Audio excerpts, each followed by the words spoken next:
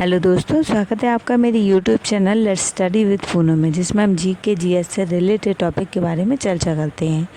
तो आज का हमारा टॉपिक है शास्त्रीय भाषाएं। तो चलिए जानते हैं क्या होती हैं शास्त्रीय भाषाएं। शास्त्रीय भाषाएं स्वतंत्र परंपराओं और समृद्ध साहित्यिक इतिहास वाली प्राचीन भाषाएं हैं जो विभिन्न साहित्यिक शैलियों और दार्शनिक ग्रंथों को प्रभावित करती रहती हैं।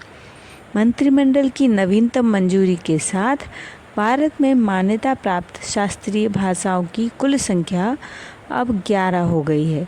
इससे पहले तमिल, संस्कृत, तेलुगु, कन्नड़, मलयालम और उड़ीसा को पहले ही शास्त्रीय भाषा का दर्जा प्राप्त हुआ है।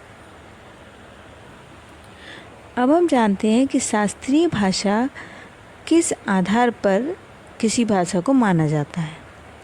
सरकार ने 12 अक्टूबर 2004 को शास्त्रीय भाषा नामक एक ऐसी श्रेणी बनाई थी जिसमें तमिल को उसके 1000 साल से ज़्यादा पुराने इतिहास, मूल्यवान माने जाने वाले ग्रंथों, साहित्य और मौलिकता के आधार पर शास्त्रीय भाषा घोषित किया।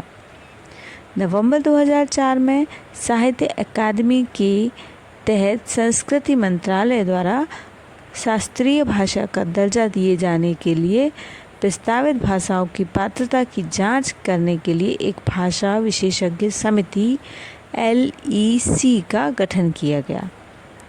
अगले वर्ष संस्कृत को शास्त्रीय भाषा घोषित किया गया। धीरे धीरे 2008 में तेलुगु, कन्नड़ और 2013 और 14 में मलयालम और उड़िया को भी इस सूची में शामिल किया गया।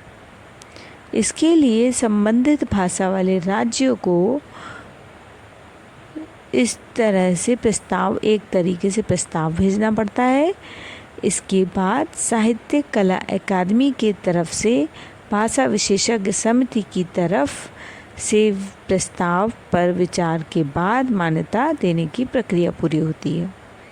2005 में एक प्रेस विज्ञप्ति के अनुसार शास्त्रीय भाषा घोषित करने के लिए निम्नलिखित मापदंड रेखांकित किए गए हैं।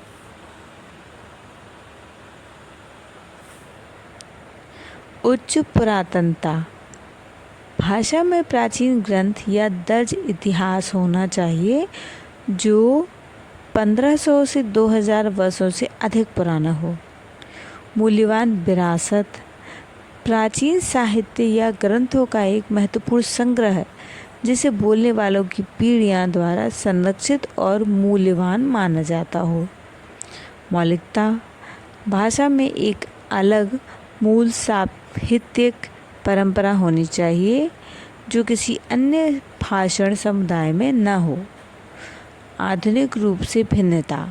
तो शास्त्रीय भाषा और उनके आधुनिक रूपों के बीच स्पष्ट अंतर होना चाहिए। प्राचीन और बाद के संस्करणों के बीच संभावित असंतुलन के साथ। संस्कृत भाषा के लिए 3 सेंट्रल यूनिवर्सिटीज़। शास्त्रीय भाषाओं को बढ़ावा देने के लिए सरकार ने 2020 में संस्कृत भाषा के लिए 3 केंद्रीय विश्वविद्यालय स्थापित किए। प्राचीन तमिल ग्रंथों के अनुवाद की सुविधा, शोध को बढ़ावा देने और यूनिवर्सिटी के छात्रों के लिए पाठ्यक्रम प्रदान करने के लिए केंद्रीय शास्त्रीय तमिल संस्थान की मदद से इस कार्य को किया गया। शास्त्रीय भाषाओं के अध्ययन और संरक्षण के लिए मैसूर में केंद्रीय भारतीय भाषा संगठन के तत्वावधान में शास्त्रीय कन्नड़, तेलुगु, मलयालम और उड़िया के अध्ययन के लिए उत्कृष्ट केंद्र स्थापित किए गए हैं। इन पहलों के बावजूद शास्त्रीय भाषाओं के क्षेत्र में उपलब्धियों को मान्यता देने और प्रोत्साहित करने के लिए कई राष्ट्रीय अंतर्राष्ट्रीय पुरस्कार स्थापित किए गए हैं। शिक्षा मंत्रालय शास्त्रीय भाषाओं के लिए राष्ट्रीय पुरस्कार और विश्वविद्यालय में पीठ और शास्त्रीय भाषा के प्रचार के लिए केंद्र सहित शास्त्रीय भाषाओं को लाभ प्रदान करता है।